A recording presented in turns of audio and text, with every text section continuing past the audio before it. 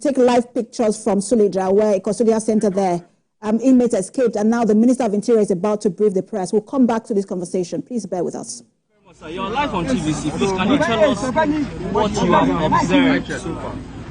Well, obviously, because of force majeure, the storm that happened, there was a breach of the outer wall of this facility, and some of the inmates, escaped. And of course, we've been able to retrieve, get about 10 back out of the 119. So we have 109 at large, and the manhunt is presently ongoing.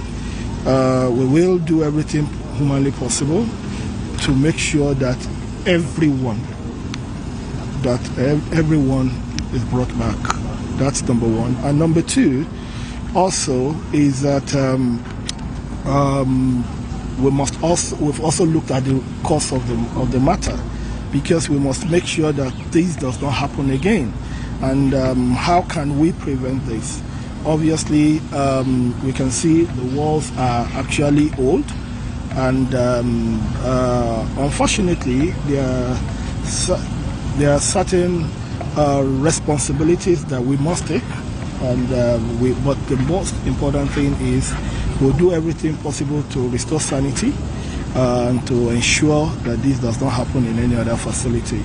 And also, the president has also always been talking about urbanization eating into our correctional centers. And this is a clear testimony. You can look at the environment. It shows that we need to relocate a lot of our correctional centers, and we need to relocate them away from city centers, and to create better space, better security, and better infrastructure. But as we've said, we're not here to make excuses. We are here to take responsibility. We were elected as a government to do a job, and that job we are prepared to do regardless of how difficult or how tough it is. But we want to assure you that we are talking to sister agencies to make sure that we are able to synergize, collaborate, ensure that there's timely return, of these escapees, and you can be rest assured we'll put everything in place to make sure that this does not happen again. Honorable, how many did escape now?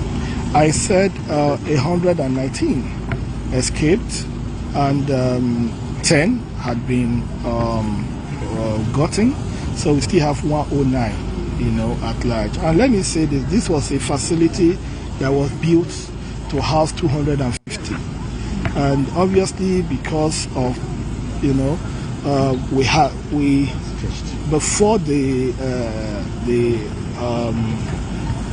before the incident that happened, we had 499.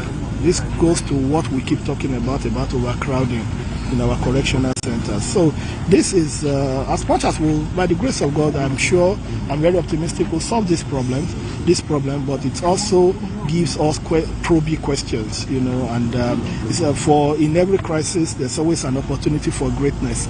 So it's for us to, as a people, as a country, to also be able to sit down and critically be able to fashion out a correctional system, that will work for us and to the benefit of all Nigerians. But as I've said, there are a lot of things that I won't be able to say on camera, even with the correctional center, with a lot of reporting lines and a lot of issues. We will handle those things behind the scene and make sure that, as I said, this could have been avoided if the right information, at the appropriate time had been disseminated with regards to the structure, with regards to this incident. But of course, we're not here. As I said, I wasn't appointed by President Bola Ahmed Tinubu to make excuses. I was appointed by him to take responsibility, and we're not shying away from this responsibility. We will take it, and we will get them back, and we will secure our correctional centers and make sure that this doesn't happen anywhere else in Nigeria. Thank you very much. Thank you very much. Sir, please, we've seen some immediate interventions in the NI, the immigration, and as regards even welfare of officers within your ministry. How soon are we going to see things happen? There are some facilities, being developed. The point here is that we're here for correctional centers.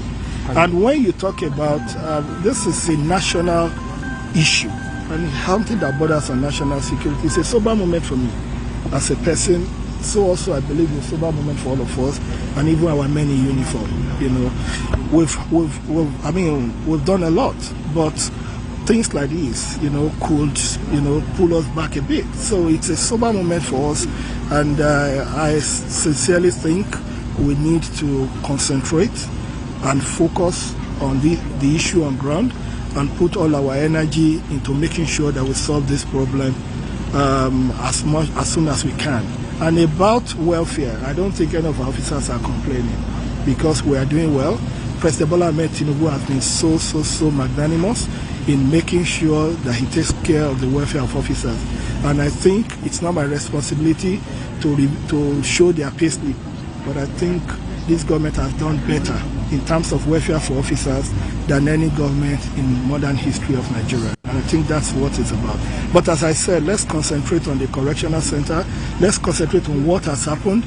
Let's see how it affects our security architecture, and let's see the solution that we can provide, both in the short term here by getting these people back, and in the long term in terms of making sure that this doesn't happen in the other 245 correctional centers.